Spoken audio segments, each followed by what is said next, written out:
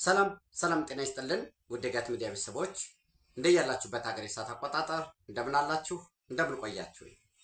ዕለተ ዓርብ ጥቅምት 7 2018 በኢትዮጵያ ዘመን አቆጣጠር ኦክቶበር 17 2025 በግሪጎሪያን ካሌንደር የጋት ዕለታዊ አጫጭር መረጃዎችን ከዚህ እንደሚከተለው ወደ እናንተ ማድረስ ጀምራለሁ።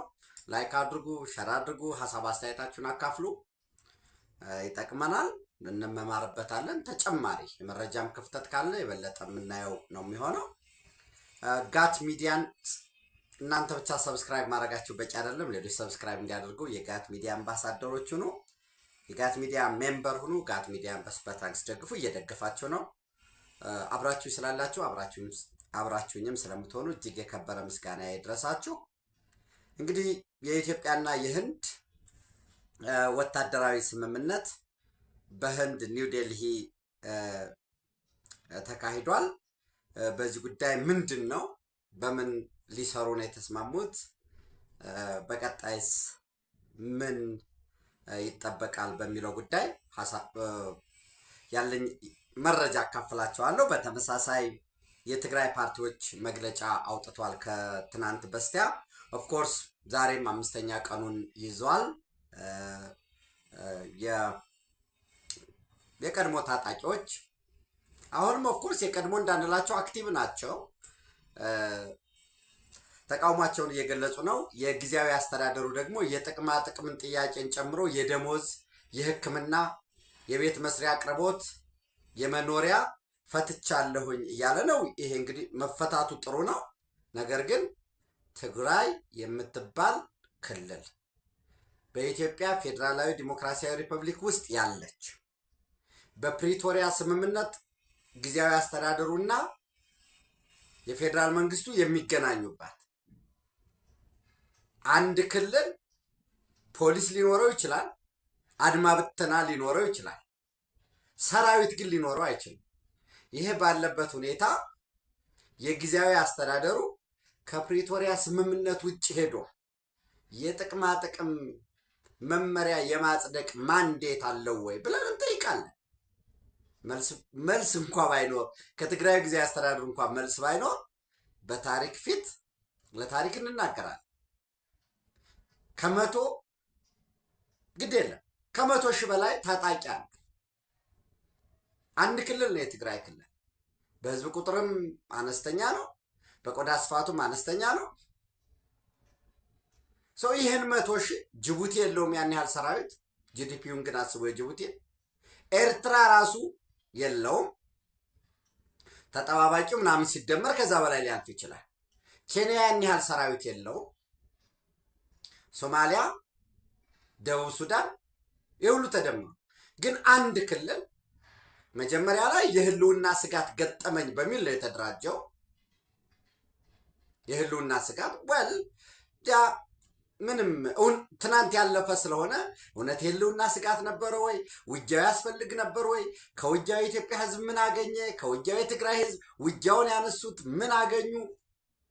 ለዘመናት ሲጠብቃቸው ሲንከባከባቸው ካለው ሳይሆን ከሌለው ቀንሶ ትምህርት ቤት፣ መጠለያ፣ ህይወቱን አግብቶ ተዋልዶ በ20 ዓመት ሙሉ ጉድጓድ ውስጥ እንደ ቀበሮ ገብቶ ሲጠብቅ የነበረው ሰራዊት በግፍ መጨፍጨፍ ይጠቅማል ወይ?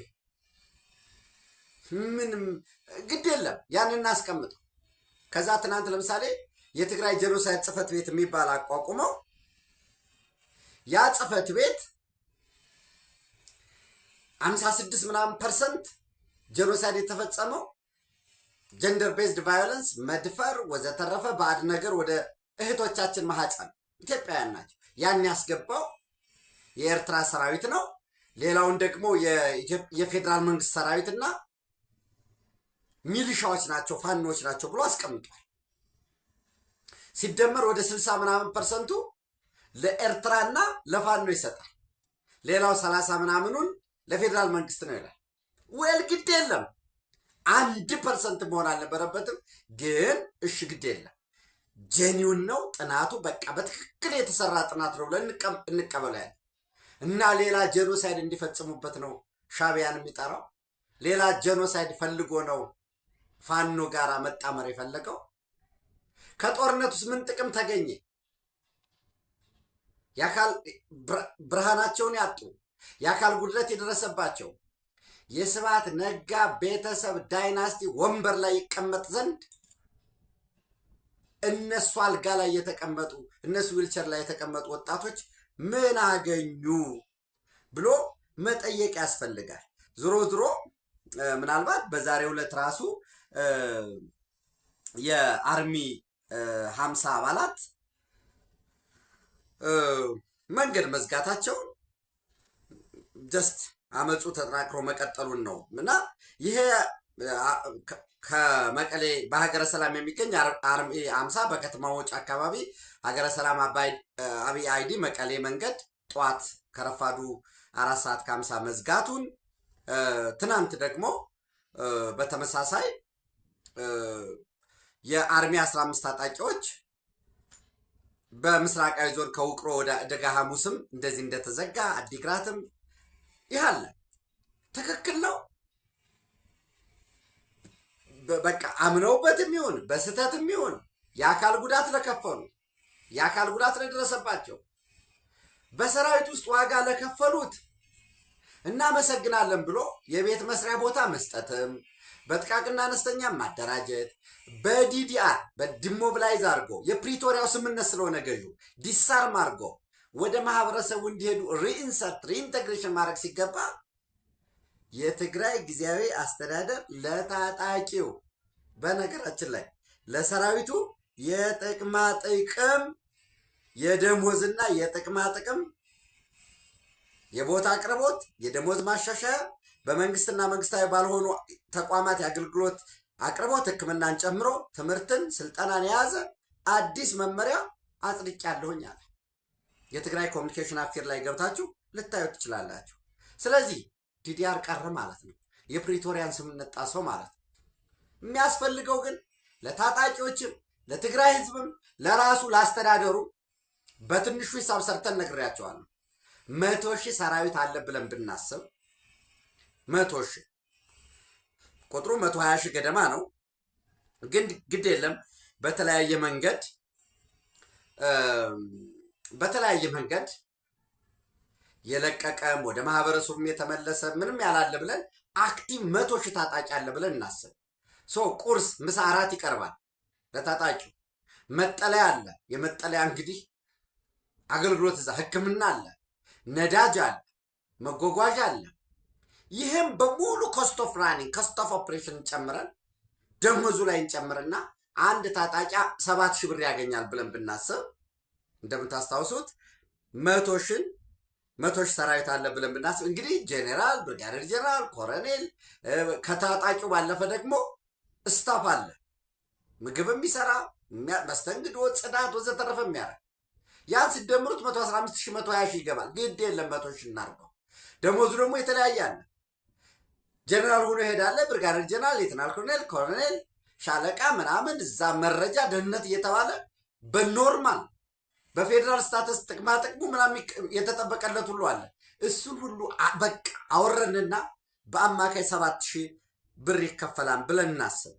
ይሄ ዝቅተኛው በወር ፕሊስ። እኔ አሁን 7,000 የሚለውንም እንዲያው በቃ ይሄ ደሞዝ ጭማሪው ዝቅተኛ ምናምን የሚለውን 11,000 እናድርገው በወር በዝቅተኛ ክልሉ ለዚህ 1 ቢሊዮን 100 ሚሊዮን ያወጣል። እዛ ላይ እንግዲህ ነዳጅ፣ የመኪና መለዋወጫ፣ የስልኩ ይህን ስደምሩት ክልሉ ከሌለው የፌዴራል ድጎማ ለክልሉ ስንት ነው የመደበለት በ2018 ያንን ለታጣቂው ብቻ እየከፈለ ነው። ሰው የመምህራን አሉ፣ የደሞዝ ጭማሪ ይፈልጋሉ። የክልሉ መምህራን ክልሉ መክፈል አለበት። ሌላ አገልግሎት ሰጪ አለ እና ዳፋው ልክ ነው። የትግራይ ክልል መጎዳት የአማራ ክልል ጉዳት ነው። የአማራ ክልል ጉዳት የትግራይ ክልል ጉዳት ነው። የአፋር ክልል ጉዳት ነው። የአፋር ክልል ዶሚኖ ኤፌክት ነው። አፍንጫን ሲመቱት ዓይን ያለቅሳል። የትግራይ ክልል መጠቀም የአማራ ክልል መጠቀም፣ የአማራ ክልል መጠቀም የኢትዮጵያ የኦሮሚያ የሁሉ መጠቀም ነው። ጉዳቱ አንድ ላይ ብቻ አይበቃም። አሁን እያለ ያለው የትግራይ ጊዜያዊ አስተዳደር መፍትሄው ሊሆን የሚገባው ጥቅማ ጥቅማችሁን አከብራለሁ፣ ለመኖሪያ ቤት የሚያስፈልጋችሁ ቦታ ይሰጣችኋል። በክብር አሰናብታለሁኝ። ዲዲአርን በአስቸኳይ አስፈጽማለሁኝ እንጂ ሊሆን የሚገባው እንደ ቋሚ ሰራተኛ ጥቅማ ጥቅም አጽድቀናል ወዘተረፈ የሚል አለ። እንግዲህ እኔ ይሄ እንዴት ይታያል የሚለው የትግራይ ልሂቃን፣ የትግራይ ምሁራን፣ የትግራይ የፖለቲካ ፓርቲ የሚመለከታቸው ወገኖቻችን በደንብ ሊያስቡበት ይገባል። ኦፍኮርስ አረና ሶስቱ ነው ከትናንት በስቲያ መግለጫ አውጥተው ነበር። በተናጠል አሁንም አረና መግለጫ አውጥቷል። እንግዲህ የትግራይ ኮሚኒኬሽን አፌርስ ቢሮ ካቢኔ ጊዜያዊ መምህራን ትግራይ ደንቢ ተጠቃሚነት ሀለ ጸጥታ ትግራይ አጽዲቁ በሚል ዛሬ ጥቅምት 7 2018 ኣብ ዘካየዶ ህጹጽ አሄባ ደንቢ መሰን ተጠቃሚነትን ይህንን አቅርበናል። ጥቅምት 5 በተቀመጠው መሰረት ይላል። እንግዲህ ጥቅምት 5 የተወያዩበት ነው። ይድረስ አስቸኳይ ይህን ማድረግ ምን ይመስላል የሚለውን ማየት አስፈላጊ ነው የሚል እምነት አለኝ። እንግዲህ ዛሬም ተቃውሞ 5ኛ ቀኑን ይዟል።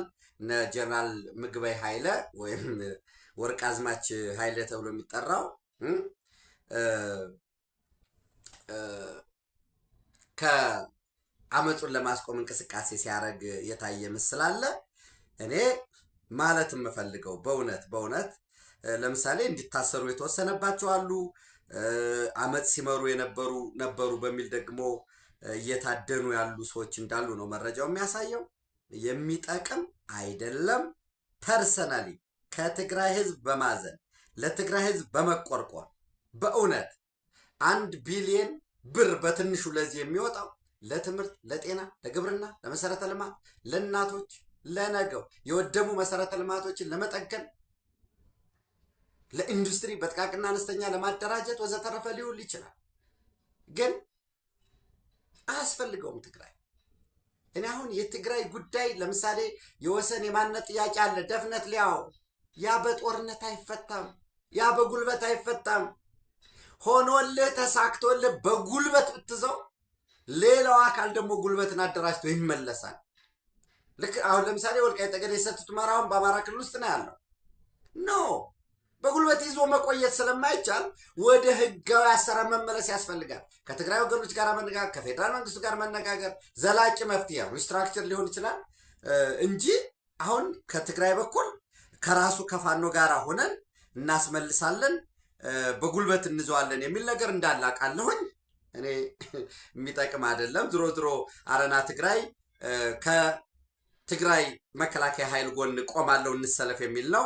መሀያናን ጥቅማ ጥቅም በዘይደሉ ይዋሃብን በኩልነት መኪናም የጥቅማ ጥቅም ጉዳይ በኩልነት መታየት አለበት። ሰራዊቱ የትግራይ መከላከያ ኃይል የሚባለው ማለት ነው የታጣቂው ኃይል የአንድ ፓርቲ ሰራዊት መሆን የለበትም።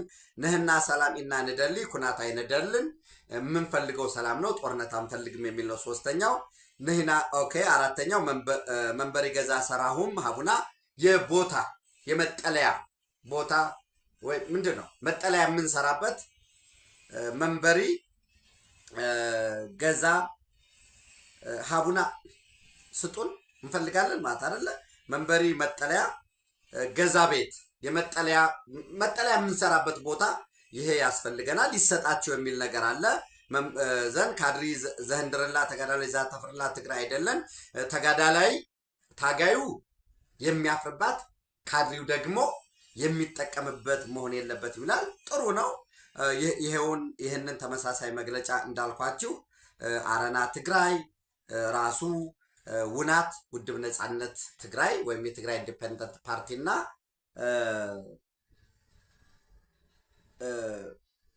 በተመሳሳይ አንድ ፓርቲ ባይቶና የሚባል ፓርቲ ይህንን መግለጫ ሰጥተዋል ማለት ነው። እንግዲህ ምናልባት ባይቶና ምንድን ነው የሚለው መግለጽ ኪዳን ተጋሩ ንብሔራዊ አንድነት ብሎ ቲፒኤፍ ቲአይፒ ትግራይ ኢንዲፔንደንት ፓርቲ ባይቶና እና አረና ማለት ነው። እንግዲህ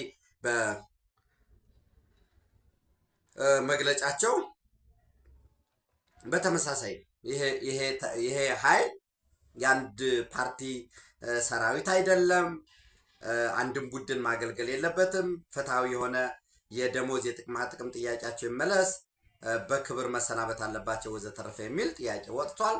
እንዳልኳችሁ የጊዜያዊ አስተዳደሩ ውሳኔ እኔ በሚገባኝ መጠን የፕሪቶሪያ ስምምነትን የጣሰ ነው።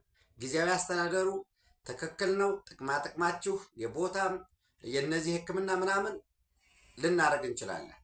ደሞዝ የሚባል ግን ሊኖር አይገባም። ደሞዝ እንግዲህ ወደ አድማ ብተና ከመለሰ ወደ ፖሊስ ወደ ሚሊሻ ደሞዝ የለውም። ኤንዌይስ እንግዲህ ክልሉ ጊዜያዊ አስተዳደር ነው። በጊዜያዊ አስተዳደር ትራንዚሽኑን ነው መምራት ያለበት። እንዳልኳቸው አንደኛ ተቀባይነት ያለው ጠንካራ ጊዜያዊ አስተዳደር፣ ለምን ሁሉን አካታች የሆነ ህዝባዊ ቅቡልነት ያለው። ሁለተኛ በጊዜያዊ አስተዳደር ዘመኑ ለህዝቡ መልሶ ማልማት ግንባታ ሄል ማድረግ ሪስቶር ማድረግ ኦርደርን። ሁለተኛ ሶስተኛ ለሚመረጥና ጠንካራ ምርጫ አድርጎ ህዝባዊ ቅቡልነት ያለው ምርጫ አድርጎ ለሚመረጠው አካል መመለስ። ከዛ በኋላ የትግራይ ክልል ወይም የትግራይ ህዝብ በፌዴራል መንግስት ውክልና እንዲኖረው ዊች ሚንስ በአስፈጻሚው፣ በህግ አውጪው፣ በህግ ተርጓሚው ኢትዮጵያ የፌዴራል መንግስት አካል ስለሆነች ክልሎቹ የፌዴራል መንግስቱ አባል እንዲሆኑ ማለት እንደ ፓርቲ ከወሰን ነው የሉም ማለት ህወሓት እንደሚያስበው ከሆነ እንደዛ ልን እንችላለን። ግን ትግራይ ያልተወከለበት ዘመን እንኳን ዛሬ ትናንትም አልነበረም እና እውነታው እሱ ነው። ሰው ሌላው እንግዲህ በመግቢያ እንዳልኳቸው የኢትዮጵያና ህንድ ወታደራዊ ስምምነት ግምገማ ተደርጓል በኒው ዴልሂ። እንግዲህ የኢትዮጵያ መከላከያ ሚኒስትር ኢንጂነር አይሻ መሐመድ እና ራጅናታህ ሲንጌህ የህንድ መከላከያ ሚኒስትር ኢሮ ኢንዲያ ላይ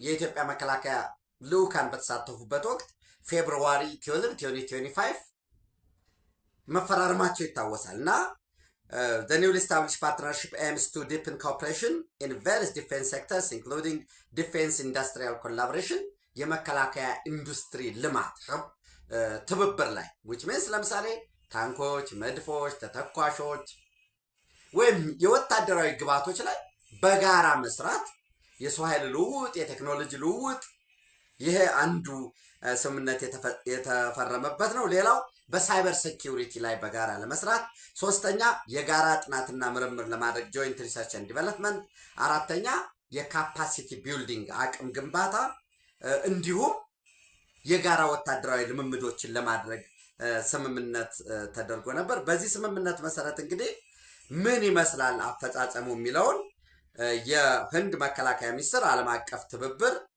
ጆይንት ሴክሬታሪ የሆኑት አሚታባህ ፕራሳድ እና የኢትዮጵያ መከላከያ ሚኒስትር የውጭ ግንኙነት ጀነራል ዳይሬክተር የሆኑት ሜጀር ጀነራል ተሾመ ገመቹ ኒው ዴልሂ ላይ ግምገማ አድርገዋል ማለት ነው። እንግዲህ በግምገማቸው በዚህ በስምምነቱ ምን ይላል? ሌሎችንም ቀጣይ ሜሞራንደም ኦፍ አንደርስታንዲንጉ ምንድን ነው የሚለው? This MOU makes a pivotal step in enhancing the relationship between Ethiopia and India ይልና በቀጣይም በሌሎች ዘርፎች ላይ ትብብር ይደረጋል ተብሎ የተቀመጣል።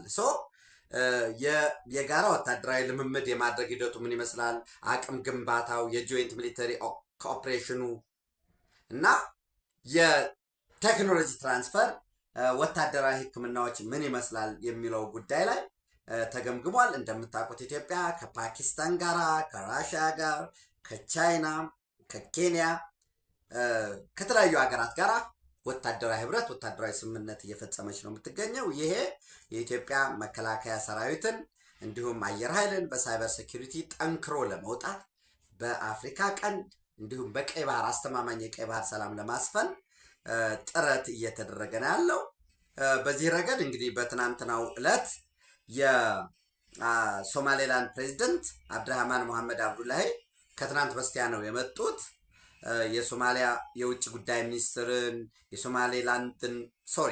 የሶማሌላንድ የውጭ ጉዳይ ሚኒስትር፣ የሶማሌላንድ የጦር አዛዥ፣ የገንዘብ ሚኒስትር እንዲሁም የብሔራዊ ደህንነት ኃላፊን በመያዝ ካቢኔያቸውን ከፍተኛ ልዑክ በመምራት አዲስ አበባ ነበሩ።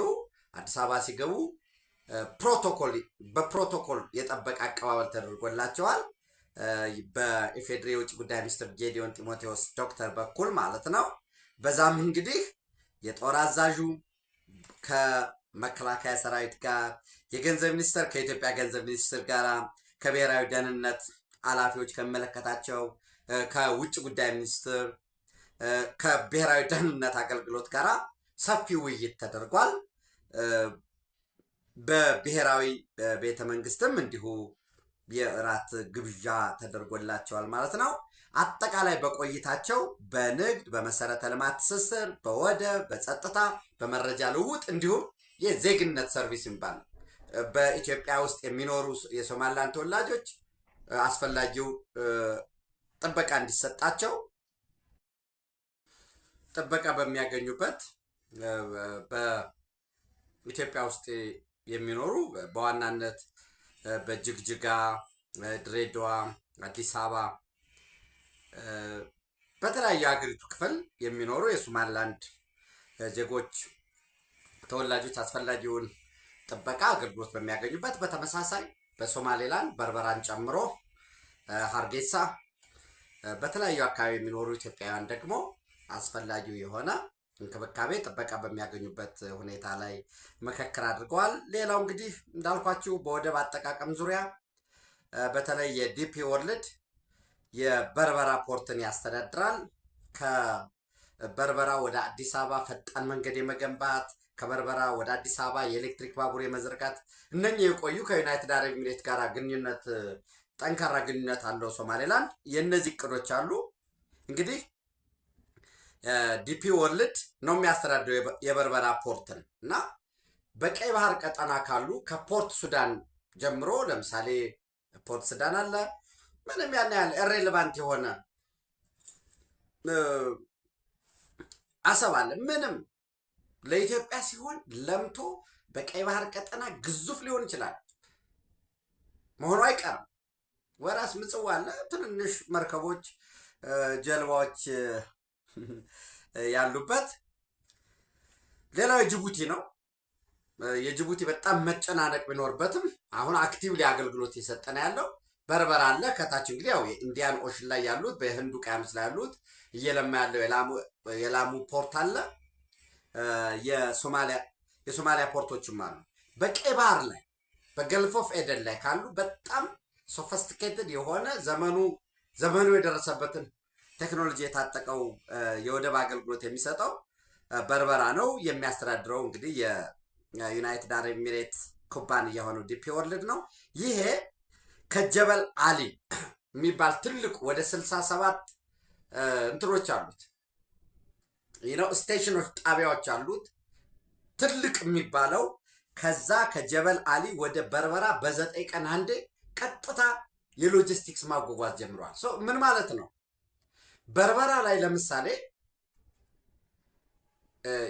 ልክ ጀበል አሊ ላይ ሰፊ የሆነ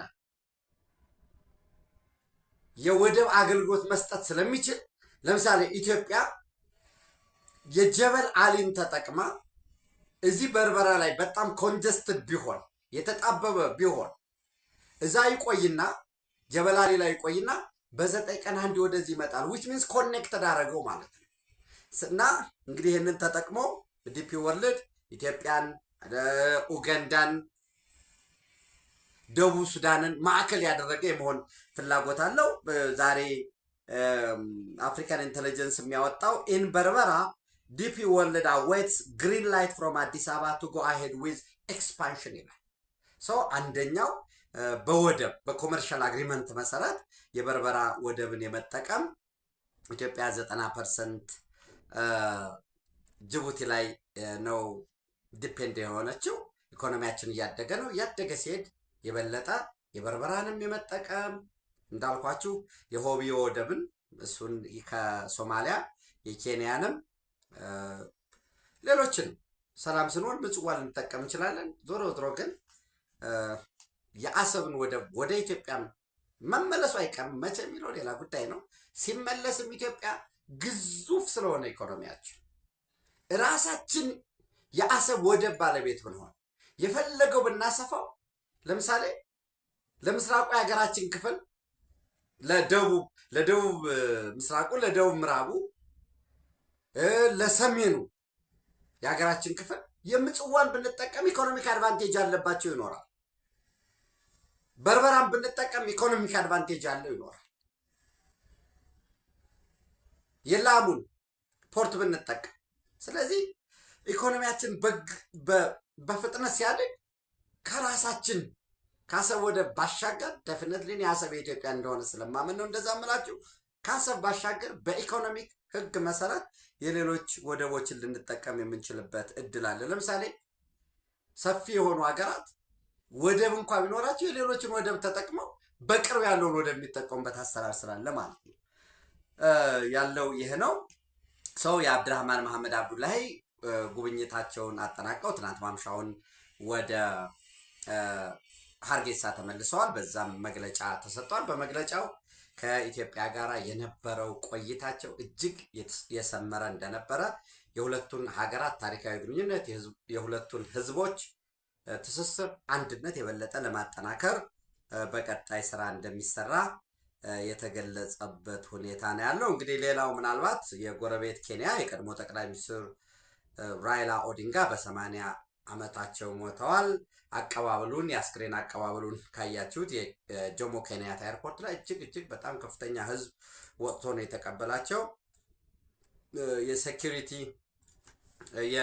የሴኪሪቲ ፐርሰናሎችን ጥሰው ኢቭን አውሮፕላን ውስጥ እስከ መግባት ለ2 ሰዓት ገደማ በረራ ተቋርጦ እንደነበረ የስቴዲየም ውስጥም በአቀባበል ስነስርዓቱ ላይ ባጋጠመ ከፍተኛ መጨናነቅ የጸጥታም ችግር ከ4 ሰዎች በላይ እስካሁን እንደሞቱ የሟቾች ቁጥር ሊጨምር እንደሚችል ነው እየተገለጸ ያለው። እንግዲህ በናያዮ ስታዲየም በኬንያ የሚኖሩ ወይንም ከኬንያ ከሚኖሩን ባሻገር ትሪቢዩት ለማድረግ ለመሰናበት የመጡ የየሀገራት ከፍተኛ ልዑካን በኢትዮጵያ ፕሬዝደንት ታዬ አጽቀሥላሴ መሪነትና በቀድሞው የታንዛኒያ ፕሬዝደንት አሁን ደግሞ የፕሬዝዳንቷ ልዩ መልእክተኛ ዶክተር ጃካያ ሚሪሾ ኪክዌቴ አማካኝነት ስንብት አድርገዋል። ያው የ7 ቀን ሀዘን ታውጇል። እንግዲህ ያው ብዙ ከራይላ ኦዲንጋ ህይወት ብዙ እንማራለን። የመልቲ ፓርቲ በኬንያ እንዲተገበር ከፍተኛውን ስራ የሰሩ ናቸው። በተለያዩ አፕስ ኤንድ ዳውን ያው የሚጠቀሱ እንደ ከግጭት ጋር ያጋጠሙ ችግሮች አሉ። 5 ጊዜ ለፕሬዝዳንትነት መወዳደራቸው ዋቴቨር በዛ ሂደት ግጭቶች ተፈጥሮ ያውቃሉ። ያው ቃል ኪዳን ምንድነው ቃለ መሐላም ፈጽመው ነበር ታስታውሳላችሁ፣ ያው ፕሬዝዳንት ሆኛለሁ በሚል። እነዚህ እንዳሉ ግን በጽናት ሁሉንም ኬንያውያን አንድ ማድረጋቸው ይህን ያህል ተቀባይነት ማግኘታቸው ለረጅም ዘመን ለህዝብ የተኖረ ህይወት መሆኑን የሚያሳይ ነው። በተደጋጋሚ እኛም መጽናናትን እንመኛለን ማለት ነው። እንግዲህ የመካከለኛው ምስራቅ ሁልጊዜ አጀንዳችን አድርገን ስለምናየው የጋዛ ፒስ ዲል ፒስ አግሪመንት የመቀልበስ እድሉ ሰፋ ያለ ነው። በዚህ በጎረቤታችን ሱዳንም አርኤስኤፍንና የፈጣን ድጋፍ ኃይሎችንና ወታደራዊ አልቡርሃንን ለማነጋገር አሜሪካኖች ካይሮ ላይ ቀጠሮ ይዘዋል። እንግዲህ እዛ ውስጥ ያሉ ጉዳዮች አሉ። ከግጭቱ ጀርባ የማዕድን የጂኦፖለቲክስ ኢንተረስቶች አሉ። ከፍተኛ የሆኑ የአሜሪካ ልዑካን በተለይ የማዕድን ልማት ላይ የተሰማሩ ኢንቨስተሮች ካርቱም መጥተዋል። የማዕድን ጉዳይ አለ ማለት ነው። የግብፅ ጂኦፖለቲክስ ደግሞ ግብፅ ደግሞ በሱዳን በኩል ተንደርድራ ኢትዮጵያ ላይ ቀይ ባህር ላይ የበላይ ሆናለሁ በሚል ፍላጎት የሱዳንን የውስጥ ፖለቲካ የምታምስበት ሁኔታ አለ። እነዚህ ጉዳዮች እየተከታተልን ወደ እናንተ የማደርሳችሁ ይሆናል።